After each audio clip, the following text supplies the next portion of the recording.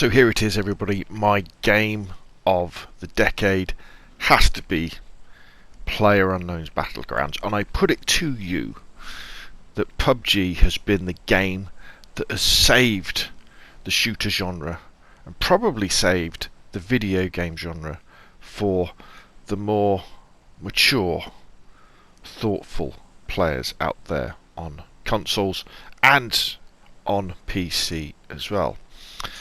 So, you may well say, well, surely there's lots of other better games we've had in the last 10 years. And if you think back in 2010, we started off with the likes of Black Ops 1, with probably one of the most amazing shooter campaigns we've ever seen. And so, what I thought I'd do is just to show you why PUBG has saved video games and the shooter genre. I just want to read some top 10s from some other kind of gaming sites to kind of give you an idea that if PUBG hadn't sold the millions and millions and millions of copies that it has done, and if the millions of people didn't play it and the hundreds of thousands of people who still play it today, what games we might be stuck with if game manufacturers and publishers and developers just kind of went off, say, what the games media really liked. So if you go to Metacritic, for example, and look up the best video games of the decade 2010 to 2019 and look at their highest scoring games. Okay, so their highest scoring games are, starting at number 10, Red Dead Redemption from 2010, an adventure game. Okay, The Last of Us, a little bit more serious, another kind of adventure game. The Elder Scrolls, a fantasy adventure game. Mass Effect 3, I mean some of these RPGs obviously. Scientific, Super Mario Odyssey, platform game. Grand Theft Auto 5, running around pretending to be a criminal. Red Dead Redemption 2, another kind of adventure RPG, playing as cowboys. Number 2 is The Legend of Zelda Breath of the Wild, cartoon RPG. And their number 1 game in terms of the scores that reviewers from publications have given it is Super Mario Galaxy 2. Yeah, not many great multiplayer shooters in there, is there? So let's look at another list. Say this is from Polygon, so quite a well-respected website, is it? Lots of people go on Polygon. Let's see what they say. So their number 10 is Fortnite Battle Royale. Okay, well at least it's a shooter.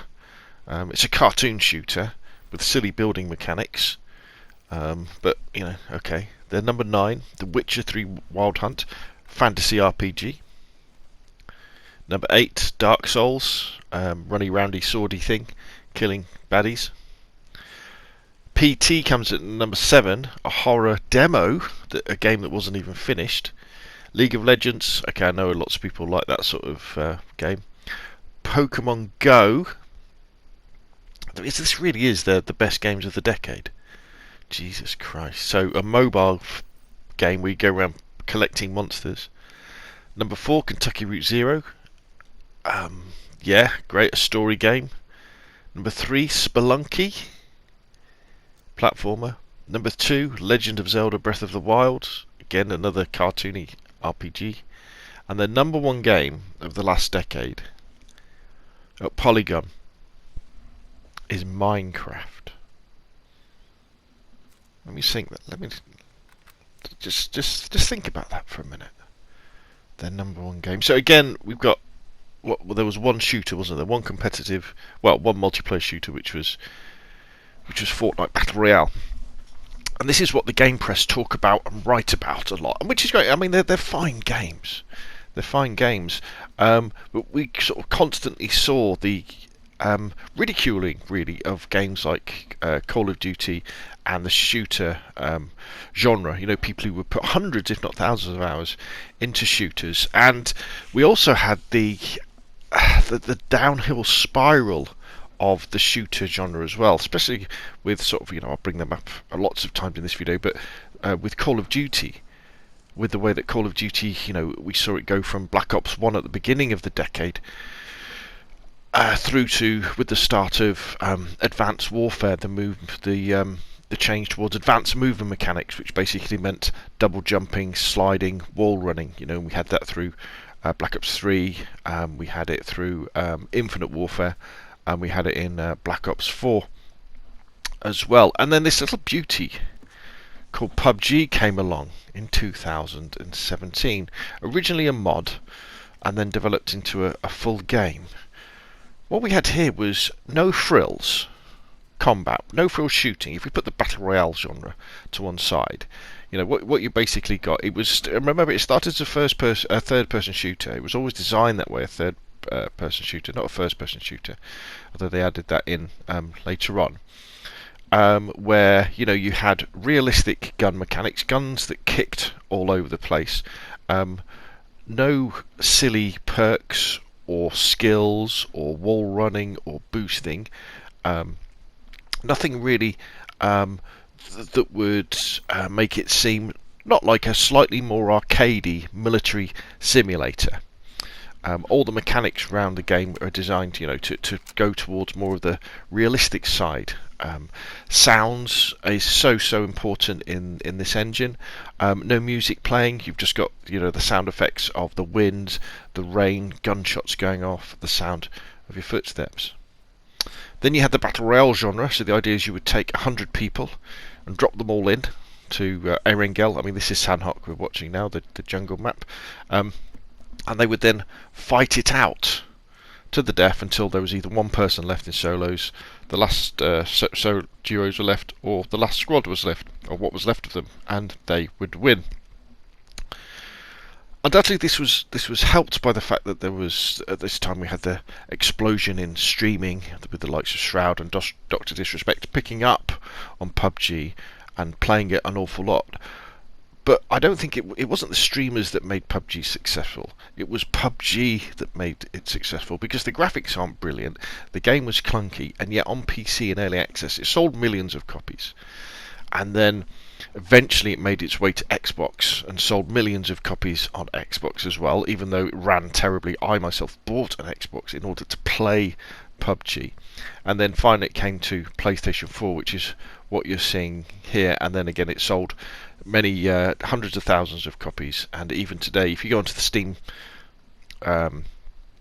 playing page, you'll see that still there's many people still playing this game, because they love playing it. And I think that influence of all these tens of millions of copies that they've sold of this game influenced the likes of Activision, who then went to Call of Duty, and obviously before Black Ops 4 we then had the Blackout Battle Royale. But I think that they were really looking at the way that people embraced a simpler, boots on the ground, no silly perks type of combat. And I think ultimately, that probably is what brought the likes of Modern Warfare back to the where it is. Because if you look at the way that you fight in PUBG, or the likes of Battlefield 4, for example, or Battlefield 3 and Call of Duty Modern Warfare, it's the same sort of kind of era, M16s versus AK-47s, that sort of thing. And that's what publishers and developers realised, that there was this absolutely massive market for.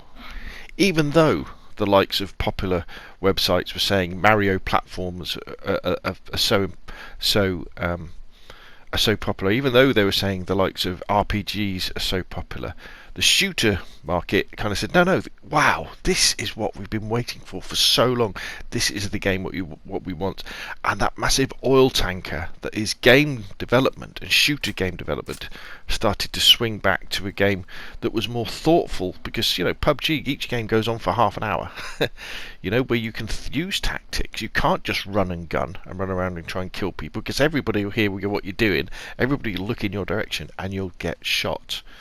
And it's a thing of beauty. So if I think back then to when I first saw streamers on Twitch playing PUBG, the likes of Shroud and Dr. Disrespect, I didn't even know who they were, and then becoming fascinated by this idea of this game, which was 100 players down to one on this massive map. We haven't really seen maps like this before. Definitely not on console, we hadn't seen them. Probably on PCs with the likes of Armour and military simulators you had. And you would have these quiet periods. Then all of a sudden you'd have all this action, and the likes of Shroud and Doctor Disrespect are amazing at shooting, aren't they, and doing their sniping. And then I remember when they announced that it was coming to Xbox, it was like, oh my god, how on earth are they going to get this to run on a clunky old Xbox? You know, the Xbox was old technology by then in 2017, as was the PlayStation 4. And yet, although it was early access, although it was buggy, although, you know, the graphics were terrible, we played it on Xbox and we absolutely loved it. And the reason for that is that PUBG gives you a high, an adrenaline-fueled high, like you simply don't get in any other game. When you get into that top 10 situation, when you get into that top 5 situation, and then you get into the chance that you might win, your heart starts beating, your hands start getting clammy, and you just don't experience that in other, I'm going to call it a casual competitive multiplayer game, if that makes sense. So undoubtedly, if you're playing any multiplayer game at a high level, at a competitive level, you know, say in competitions and things, you're probably going to feel like that, aren't you, when you get to the final rounds of things. But this is something you can play at home on your console or on your PC, and it gives you this amazing adrenaline rush, this amazing high if you win. And then, because the game rewards good play, but has all this randomness in, so if you do all the right things, you're probably going to get into the top 5. But then you've got the randomness of the circle, what the other players do, and the terrain that you're on. You know, it means you can't win every single time. But it means that when you do everything right and you get into the top 5, you think, okay, well, let's play again. Because next time the circle might be more in my favour, the terrain might be more in my favour, and, you know, I might get that win. Generally, that's what happens. If you play sensibly and you play cleverly, over a period of time, over 10 matches, say, you'll get a win if you're good. You know, especially in solos. Now, I understand that when people play squads, you can get a squad of people together who are good, and you can win a lot more. Your win rate can go 50%, 60%, and probably the feeling of winning isn't quite as high as it is when you're playing solos. Because I always think, no matter how good you are, you know, aim and anything like that, solos is I think is the purest version of PUBG. You know, it's one man versus 99 other people, and or one woman, and it kind of gives you this unbelievable buzz. And so that's why this is my game of the decade, because not only has it influenced game design and swung it back towards game design and shooters that appeal to the older audience, the more mature audience. I mean, even young people who want tactical-based shooters that we otherwise would just be left with the likes of Fortnite and Mario and Skyrim, you know, and things like that, where instead we've got the absolutely amazing PUBG. Now, you may well be saying, okay, well, Rob, that's very good, but you don't play that much PUBG anymore, do you? And this is true. I mean, I've put thousands of hours into PUBG since, you know, it came out on Xbox, and I've enjoyed myself immensely. The catch is, though, is that other games have started to catch up, and specifically for me, 2 games have come along that I really enjoy playing. And the first one was DayZ, which is more of an adventure game, you know, a zombie apocalypse adventure game. And then recently we've got Call of Duty Modern Warfare 2019, which is amazingly good. And it's almost like they've taken all of the kind of tick lists from PUBG and applied that to a Call of Duty, kept all the, you know, Call of Duty gun mechanics, and said, okay, so we want a game where if you think about your tactics and strategies and apply them consistently, you're going to do better. So that means having really good sound, so you can hear where people are and hear their footsteps, hear where gunfire's coming from, and not have lots of silly perks that can give you crutches to give you an advantage, that allow you to just run around the map and shoot people with a shotgun or an SMG. And that's what we've got with Call of Duty Modern Warfare 2019. And within Modern Warfare 2019, we've got an ordinary multiplayer, you know, 6 versus 6, 10 versus 10. They've got in there as well. And then you've got the 32 versus 32 or 20 versus 20 ground war. And they've even got a 2v2 map. Now, I don't get the adrenaline highs from PUBG from Call of Duty that I get from PUBG. That is definitely 100% true. But it's still pretty good, and at the moment, half an hour of playing, say, 3 or 4 games of Call of Duty is probably a little bit more enjoyable than half an hour of playing one game of PUBG where I get killed in the last circle. Plus, as you will know because you're watching this, I've got the YouTube channel, and one of the big drivers for that is me playing games that I really enjoy. I mean, that's the most important thing. You know, I would never do video content on a game that I wasn't enjoying. If it's a new game and lots of content is getting lots of feedback and doing very, very well, as it is with Call of Duty Modern Warfare, you know, I'm more likely to play that. But the big thing for me is that I just really enjoy Call of Duty this year. And I guess what I'm looking forward to now is the new maps, sorry, the new consoles that are going to be coming out, you know, Christmas holidays 2020, when hopefully we're going to get a new version of PUBG. Nobody's really said anything about with the new consoles, whether, because there's going to be backwards compatibility, whether they'll be in a situation with a game like PUBG, which is definitely a game as a service. You know, you buy the game, you buy the battle pass, and you know there is no PUBG 2. But whether there will be a PUBG 2 for the new consoles, because there will be no PUBG 2 for PCs, I wouldn't have thought. You know, it's just going to keep cracking along, you know, and getting updated. But with the new consoles, we're going to have, I don't know, we're going to have 4K. We're definitely going to have 1080p. Much better graphics, hopefully a higher frame rate as well, to give us an even better PUBG experience.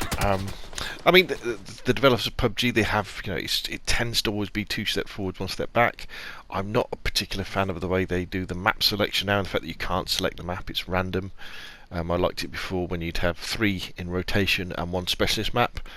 Which meant that for me, for example, if the a specialist map was Erangel, I would play that most of the time. If it was Vikendi, I'll play that most of the time. Or if the specialist map was Sandhawk, which is my least favourite map of all the PUBG maps, I would then play Miramar, Erangel and Vikendi in rotation. So there we go. I'll leave you the rest of the gameplay now. Don't worry, I don't win. I think I got about 3 or 4 kills in this, get to the top 5, but I get sandwiched by a couple of guys. PlayerUnknown's Battlegrounds, game of the decade, because it saved video games and the shooter genre for the more mature audience, and it is a damn good game to play. Right, well, that's enough from me. Put your questions and comments down below. If you like the video, hit the like button. If you want to see more of the same, press subscribe. What's your game of the decade? And well, I'll see you in the 2020s. Goodbye.